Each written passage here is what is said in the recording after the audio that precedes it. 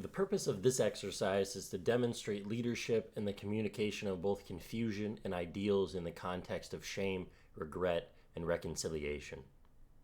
I will be detailing the general grievances of both my leaders as outlined in the 1935 short book, War is a Racket.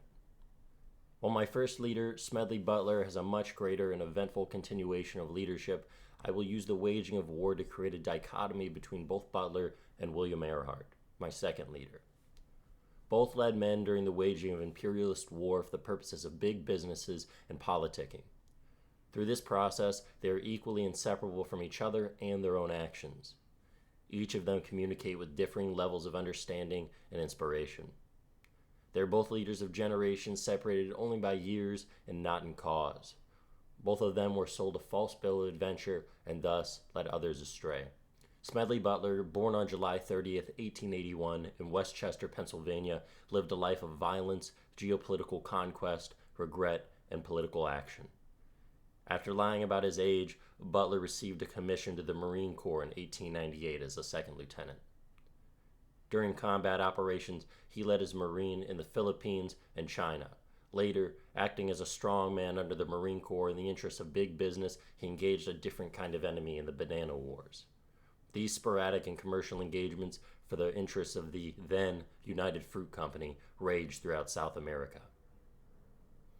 Butler would engage his purported enemy in Central America, Veracruz, and Haiti. Doing so, he would receive his second Medal of Honor. Eventually, after decades of service, being promoted to Major General, Butler retired publicly as a hero from the Marine Corps in 1931. Privately, however, he had grown dangerously disillusioned with the American military-industrial complex and its status quo. While in the Marine Corps, according to Butler's writing in War is a Racket, I spent 33 years and 4 months in active military service. I spent most of my time as a high-class muscle man for big businesses, for Wall Street and the bankers. In short, I was a racketeer, a gangster for capitalism, for the National City Bank boys to collect revenues in. I helped see to it that Standard Oil went on its way unmolested. Looking back on it, I might have given Al Capone a few hints. The best he could do was operate his racket in 3 districts. I operated on 3 continents. War is a Racket encapsulates Butler's general rage, frustration, and disgust not only surrounding his own participation in various conflicts, but the clear meddling of big business and politicking. In this quick introduction, Butler states that war is the most profitable racket and the only one in which profits are measured in dollars and losses in lives. He then asks the reader which million and later billionaires have dug a trench or held a rifle. Which of these same men who are self-purported citizens under a supposedly equal system were killed or wounded in battle? He answers that none of them have. All they leave behind is tight profits. Newly placed gravestones, mangled bodies, shattered minds, broken hearts and homes. Economic instability, depression and all its attendant miseries. But of course, for this loss there is a compensating profit. Fortunes would be made, millions and billions of dollars. They are getting ready for another war. Why shouldn't they? It pays high dividends. Even in his writing, he communicates with a militant confidence and passion. Relying on expert, legitimate, and referent power, he conveys both accurately and in base manner his exact grievances. Unfortunately, the effect he has had has arguably been very little. The federal government and its allies continue to act with international impunity, and the populace is none the wiser. Unfortunately, and very likely, it wouldn't matter if they were. Sergeant W.D. Earhart was and is many things. He's a poet, teacher, leader, and Marine. Between the years of 1966 to 1969, he was a killer, a product package for the military-industrial complex, and confused. The majority of information contained within this paper is drawn from his interview in the 1983 documentary, Vietnam, A Television History. In his own words,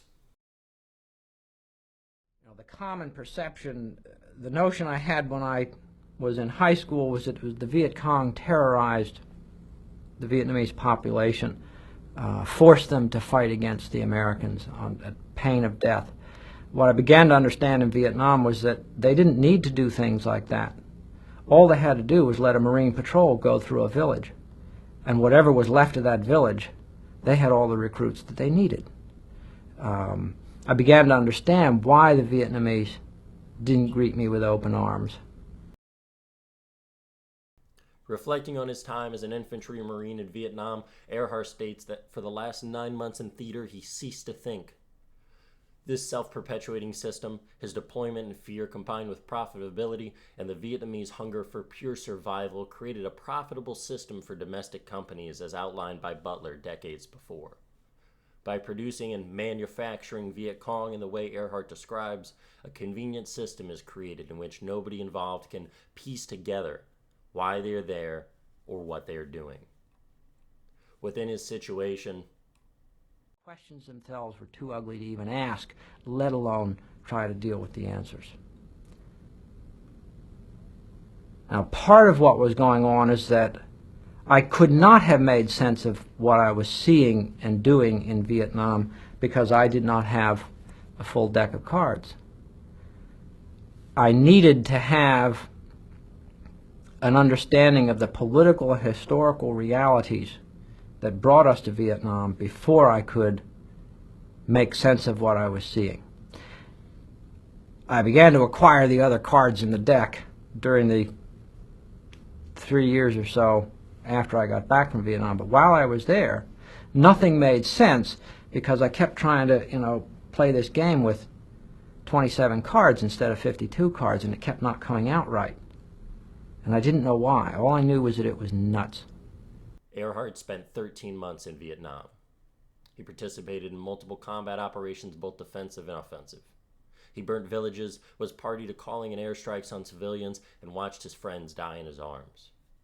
What separates Earhart from Butler is both monumental and minuscule. One operated on 3 continents, the other within a single country. Butler served for 33 years. Earhart served for 3, including his deployment. However, 2 things they have in common are both being leaders and both being victimized by the same system. While it's unclear how effectively Earhart communicated in the field, through survival and quick promotion, audiences can assume that he fared well. Within this documentary, he communicates with a desperate, frustrated, and pleading tone.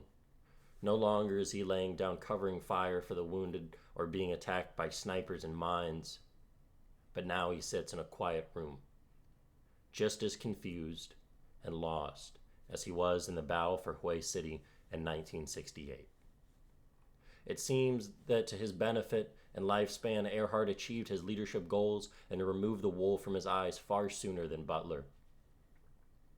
While Earhart realized something wasn't right when he got to Vietnam, it took Butler over 30 years to realize the scheme laid against him. Comparing these men at first glance may seem trivial.